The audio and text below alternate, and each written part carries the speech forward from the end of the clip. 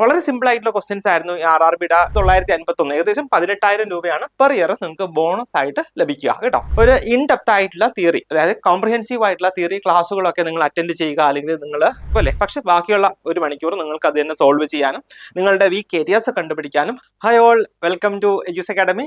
ഞാൻ ഇന്ന് ഈ വീഡിയോയിലൂടെ നിങ്ങളോട് പറയാനായിട്ട് ആഗ്രഹിക്കുന്നത്, നമ്മുടെ RRBയുടെ നഴ്സിംഗ് സൂപ്രണ്ട് എക്സാം നോട്ടിഫിക്കേഷൻ വന്നു. പലരും അപ്ലൈ ചെയ്ത് കഴിഞ്ഞു, അതിന്റെ ഡേറ്റ് ഒക്കെ കഴിഞ്ഞു. എന്താണെങ്കിലും ഇപ്പോൾ അതിൽ നമുക്ക് ചെയ്യാനായിട്ട് കഴിയുന്നത് എന്താണെന്ന് വെച്ച് കഴിഞ്ഞാൽ പ്രിപ്പറേഷൻ സ്റ്റാർട്ട് ചെയ്യുക എന്നുള്ളതാണ്. അതായത് വളരെ സ്പെസിഫിക് ആയിട്ട് കൃത്യതയോടെ, വളരെ കൃത്യനിഷ്ഠതയോടെ ഉള്ള ഒരു പ്രിപ്പറേഷനാണ് നമുക്ക് ഇതിനു വേണ്ടി ആവശ്യം. സോ ഈ വീഡിയോയിൽ ഞാൻ നിങ്ങളെ ജസ്റ്റ് ഒന്ന് മോട്ടിവേറ്റ് ചെയ്യാനായിട്ട് നമ്മുടെ RRBയുടെ ജോലിയുടെ ഒരു ഗ്ലാമർ, അല്ലെങ്കിൽ അതിന്റെ അട്രാക്ഷൻ എന്താണ്, ആ കാര്യങ്ങൾ പറഞ്ഞുതരാം. അല്ലെങ്കിൽ ബെനിഫിറ്റ്സ്, നമുക്കിപ്പം RRBയുടെ ഒരു നഴ്സിംഗ് സൂപ്രണ്ടായിട്ട് കിട്ടിക്കഴിഞ്ഞാൽ നമുക്ക് എന്തൊക്കെ ബെനിഫിറ്റ്സ് ആയിരിക്കും കിട്ടുക. അപ്പം എല്ലാവർക്കും അറിയാം, ജോലി ചെയ്യാം, ഓഫ് കിട്ടും, സാലറി കിട്ടും എന്നൊക്കെ അറിയാം. പക്ഷെ അതിൽ ഉപരി കേട്ടോ, സാലറിക്ക് ഉപരിയായിട്ട് എന്തൊക്കെ ബെനിഫിറ്റ്സ് ആണ് നമുക്ക് ഒരു RRB എക്സാം പാസ്സായി കഴിഞ്ഞാൽ നമുക്ക് കിട്ടുക. അതുകൂടാതെ രണ്ടാമത്തേത്, നമുക്ക് ഈ ഒരു എക്സാമിന് എങ്ങനെ പ്രിപ്പയർ ചെയ്യാം അല്ലെ. പല കുട്ടികളൊക്കെ ചോദിക്കാറുണ്ട്, ഇപ്പൊ RRB പോലുള്ള എക്സാംസ് എങ്ങനെയായിരിക്കണം അതിന്റെ പ്രിപ്പറേഷൻസ് എന്നുള്ളത്, അല്ലെങ്കിൽ ഏത് രീതിയിൽ പ്രിപ്പയർ ചെയ്ത് കഴിഞ്ഞാൽ നമുക്ക് ഈ ഒരു എക്സാം ക്രാക്ക് ചെയ്യാൻ പറ്റും എന്നൊക്കെ ഒരുപാട് കുട്ടികൾക്ക് ചോദിക്കുന്നുണ്ട്. സോ അതിന് ഒരു റിപ്ലൈ ആണ് ഈ ഒരു വീഡിയോ.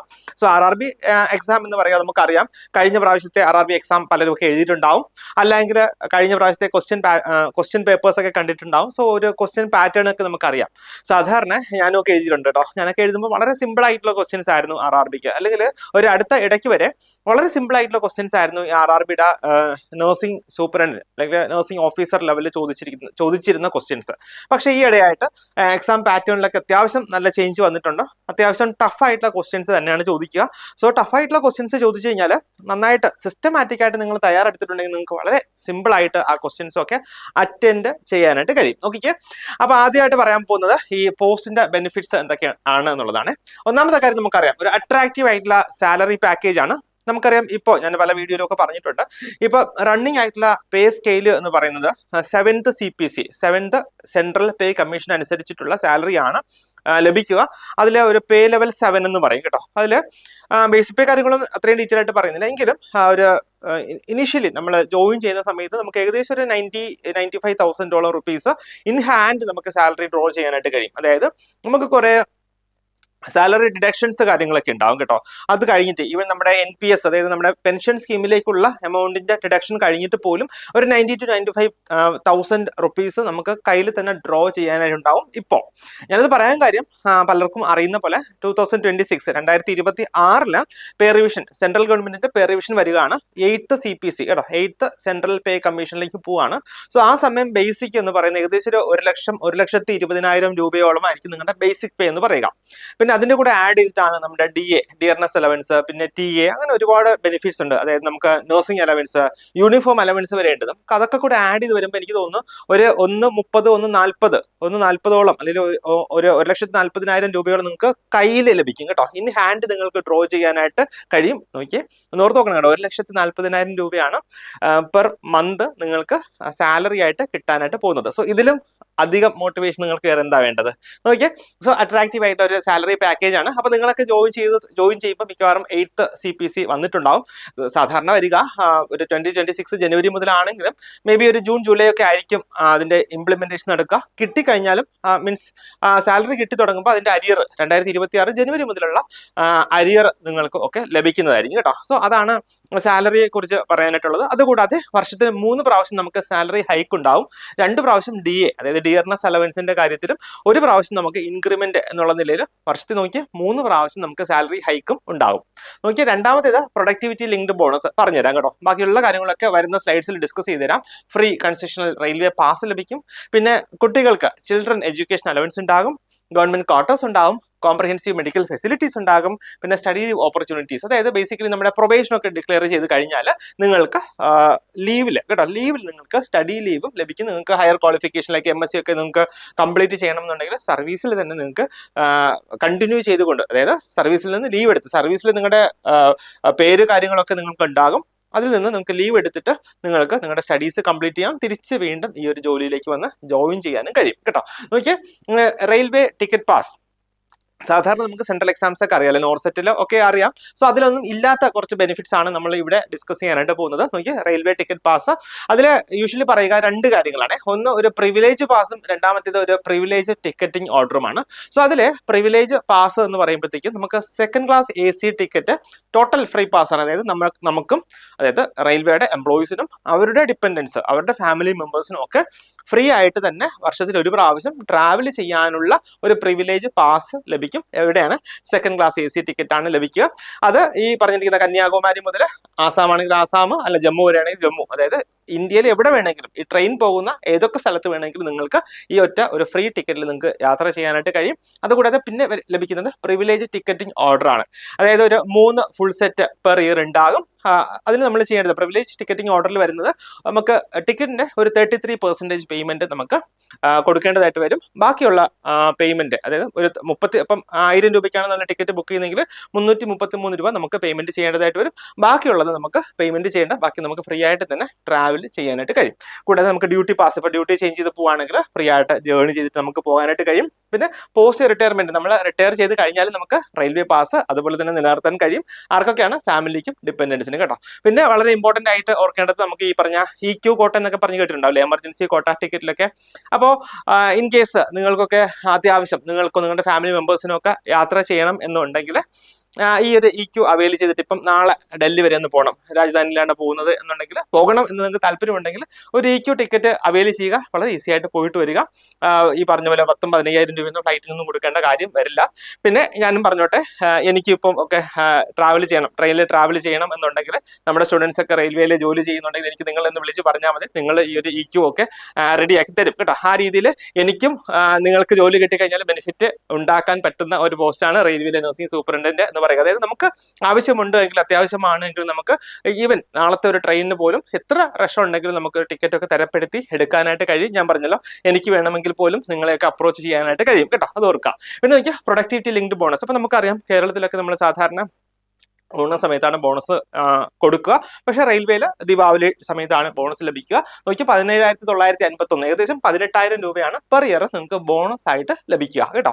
പിന്നെ മെഡിക്കൽ ഫെസിലിറ്റി, അതായത് ഫ്രീ മെഡിക്കൽ ട്രീറ്റ്മെന്റ് ഫെസിലിറ്റി നിങ്ങൾക്ക് ലഭിക്കുന്നതായിരിക്കും, എസ്പെഷ്യലി റെയിൽവേ ഹോസ്പിറ്റൽസിന്. അതുകൂടാതെ അതുമായിട്ട് അറ്റാച്ച് ചെയ്തിട്ടുള്ള ഹെൽത്ത് യൂണിറ്റ്സിലൊക്കെ നിങ്ങൾക്ക് ഫ്രീ ആയിട്ടുള്ള മെഡിക്കൽ ട്രീറ്റ്മെന്റ് ഫെസിലിറ്റി ലഭിക്കും. അതുകൂടാതെ ഇപ്പം നിങ്ങളുടെ റെയിൽവേ ഹോസ്പിറ്റൽസിൽ ഇല്ലാത്ത സ്പെഷ്യാലിറ്റി ആണ്, ട്രീറ്റ്മെന്റ് ആണ് എന്നുണ്ടെങ്കിൽ, പ്രൈവറ്റ് ആയിട്ടുള്ള ടൈപ്പ് ഹോസ്പിറ്റൽസ് ഉണ്ടാകും. അവിടെ പോയിട്ട് നിങ്ങൾക്ക് ഫ്രീ ട്രീറ്റ്മെന്റ് നിങ്ങൾക്ക് മാത്രമല്ല നിങ്ങളുടെ ഡിപ്പെൻഡന്റ് ആയിട്ടുള്ള ഫാമിലി മെമ്പേഴ്സിന് നിങ്ങൾക്ക് ഫ്രീ ട്രീറ്റ്മെന്റ് ലഭിക്കുന്നതായിരിക്കും. പിന്നെ ഗവൺമെന്റ് ക്വാർട്ടേഴ്സ്, ഒരു ടൈപ്പ് 4 ക്വാർട്ടേഴ്സിന് എലിജിബിൾ ആണ് നിങ്ങൾ. അതായത് നിങ്ങൾ ക്വാർട്ടേഴ്സ് അവൈൽ ചെയ്യുകയാണെങ്കിൽ നമുക്ക് HRA എന്ന് പറഞ്ഞിട്ട് ഒരു അലവൻസ് കിട്ടുന്നുണ്ട്, അതായത് ഹൗസ് റെന്റ് അലവൻസ്. അത് ഡിഡക്ട് ചെയ്തിട്ടായിരിക്കും നിങ്ങൾക്ക് സാലറി ലഭിക്കുക. അതല്ല, നിങ്ങളുടെ ചോയ്സ് ആണ്. നിങ്ങൾക്ക് ക്വാർട്ടേഴ്സ് വേണ്ടെങ്കിൽ നിങ്ങൾക്ക് പുറത്ത് സ്റ്റേ എടുക്കാം. ആ എമൗണ്ടും കൂടെ നിങ്ങൾക്ക് ഡ്രോ ചെയ്യാനായിട്ട് കഴിയും. പിന്നെ നോക്കിയാൽ ചിൽഡ്രൻ എഡ്യൂക്കേഷൻ അലവൻസ്, അതായത് നിങ്ങൾക്ക് അപ് ടു 2 ചിൽഡ്രൻ കേട്ടോ, 2 കുട്ടികൾക്ക് വരെ ഒരു വർഷത്തിൽ അവരുടെ വിദ്യാഭ്യാസത്തിന് വേണ്ടി 33,750 രൂപ പെർ ചൈൽഡ് നമുക്ക് പെർ ഇയർ ഡ്രോ ചെയ്യാനായിട്ട് കഴിയും. ബില്ലിന്റെ ഒന്നും കാര്യമില്ല, ജസ്റ്റ് നമ്മൾ എഴുതി കൊടുത്താൽ മാത്രം മതി. സ്കൂളിൽ നിന്നുള്ള സർട്ടിഫിക്കറ്റ് നമുക്ക് അവിടെ പ്രൊഡ്യൂസ് ചെയ്യേണ്ടതായിട്ട് വരും. സോ ഇത് 2 കുട്ടികൾക്കാണ് എലിജിബിൾ ആയിട്ട് വരിക. കുട്ടികളുടെ LKG മുതൽ 10th സ്റ്റാൻഡേർഡ് വരെ കേട്ടോ. 12 വർഷം നിങ്ങൾക്ക് ഈ എമൗണ്ട് കിട്ടും. നോക്കിക്കേ, ഇതൊക്കെ സാലറിക്ക് പുറമെയാണ് കേട്ടോ. അപ്പം ഇത് നിങ്ങൾ ഒന്ന് ഓർത്ത് വയ്ക്കുക. പിന്നെ റെയിൽവേ ടൂർ, അതായത് വർഷത്തിൽ ഒരു പ്രാവശ്യം ഫ്രീ റെയിൽവേ ടൂറിന് ഉള്ള ഓപ്ഷൻസും നമ്മൾ റെയിൽവേയിൽ ജോയിൻ ചെയ്ത് കഴിഞ്ഞാൽ ലഭിക്കുന്നതായിരിക്കും. സാലറി ഞാൻ പറഞ്ഞല്ലോ, ഇത് ഡിഡക്ഷൻ ഒക്കെ കഴിഞ്ഞിട്ടുള്ളതാണ് കേട്ടോ. ഡിഡക്ഷൻ ഒക്കെ കഴിഞ്ഞിട്ട് പ്രസന്റ്ലി നിങ്ങൾക്ക് ജോയിൻ ചെയ്യുകയാണെങ്കിൽ 90 to 95 98,000 റുപ്പീസ് നിങ്ങൾക്ക് ഡ്രോ ചെയ്യാനായിട്ട് കഴിയും. ഞാൻ പറഞ്ഞല്ലോ, നിങ്ങളൊക്കെ എക്സാം കഴിഞ്ഞിട്ടൊക്കെ ജോയിൻ ചെയ്യുമ്പോൾ പുതിയ പേ റിവിഷനും കാര്യങ്ങളൊക്കെ വന്നിട്ടുണ്ടാവും. ഒരു 1.5 ലക്ഷം രൂപയോളം നിങ്ങൾക്ക് സാലറി കിട്ടും കേട്ടോ. അപ്പോൾ അത് നിങ്ങൾ ഓർക്കുക. നിങ്ങൾക്ക് പഠനത്തിൽ നമ്മളിപ്പം ബോർ അടിച്ചിരിക്കുകയാണ്, പഠിച്ചു മടുത്ത് ഇനി വേണ്ട എന്നൊക്കെ തോന്നുമ്പോഴത്തേക്ക് നിങ്ങൾ ഓർക്കുക, വർഷം 1.5 ലക്ഷം രൂപയാണ്. അത് വേണ്ടയോ വേണ്ടയോ എന്നുള്ളത് നിങ്ങൾ തന്നെ തീരുമാനിക്കുക കേട്ടോ. സോ നമുക്കറിയാം, ഈ പറഞ്ഞിരിക്കുന്ന പോലെ ഇത്രയും സാലറി വേണം, നമുക്ക് ഇത്രയും സാലറി വേണം, നമുക്കൊരു പെർമനന്റ് ആയിട്ടുള്ള ജോലി വേണം, അതൊരു സെൻട്രൽ ഗവൺമെന്റ് ജോലി വേണം. പിന്നെ അതുകൂടാതെ അത്യാവശ്യം വിലയുള്ള പേരുള്ള ജോലി വേണം അല്ലെ. ഇതൊക്കെ വേണമെങ്കിൽ എന്താ, നമ്മളും കുറച്ചൊന്ന് സ്ട്രഗിൾ ചെയ്യണം അല്ലെ, നമ്മളും കുറച്ച് ഒന്ന് നന്നായിട്ട് പഠിക്കണം അല്ലെ. ആ കാര്യങ്ങൾ നിങ്ങൾ ചെയ്തെങ്കിൽ അതായത് അതിലൊരു കോംപ്രമൈസ് ഇല്ലാതെ നിങ്ങൾ ചെയ്യുവാണെങ്കിൽ മാത്രമേ നമുക്ക് ഈ നല്ല കാര്യങ്ങളൊക്കെ നേടി എടുക്കാനായിട്ട് കഴിയത്തുള്ളൂ.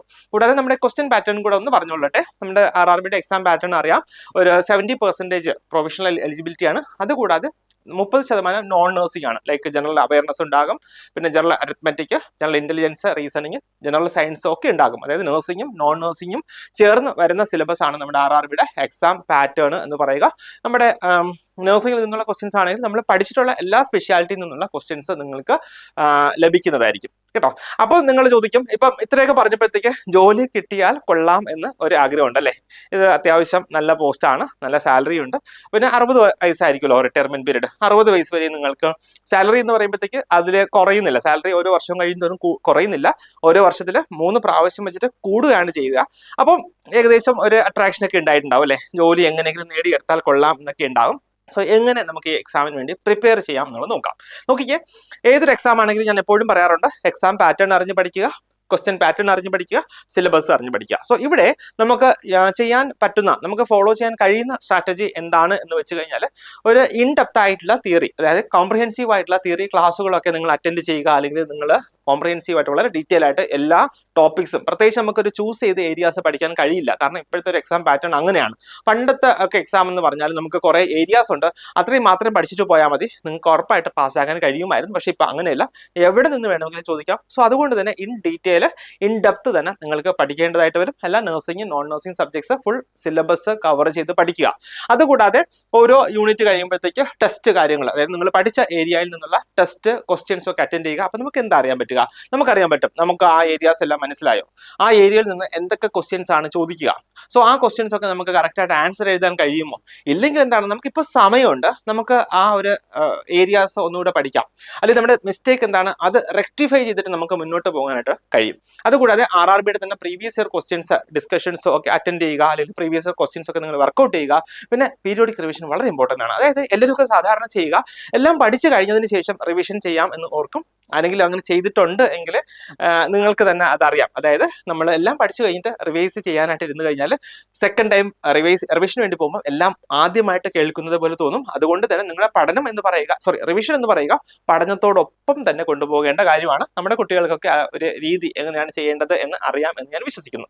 കൂടാതെ റിവിഷൻ ക്വസ്റ്റ്യൻസും അതുകൂടാതെ ആൻസർ ഡിസ്കഷനും, അതായത് ക്വസ്റ്റ്യൻസ് നമ്മൾ വർക്ക്ഔട്ട് ചെയ്യുക, അതിന്റെ ആൻസേഴ്സ് കണ്ടുപിടിക്കുക, അതിന്റെ ഓപ്ഷൻസ് അനലൈസ് ചെയ്യുക, അതിന്റെ ക്വസ്റ്റ്യൻസ് കണ്ടുപിടിക്കുക, ഇൻ ഡെപ്ത് ആയിട്ട് പഠിക്കുക. സോ ഈ രീതിയിലാണ് നമ്മൾ നമ്മുടെ സ്റ്റുഡൻസിനെ പ്രിപ്പയർ ചെയ്യുക. നിങ്ങൾക്കും ഈ രീതിയിലുള്ള പാറ്റേൺസ് ഒക്കെ നിങ്ങൾക്ക് ഫോളോ ചെയ്യാവുന്നതാണ്.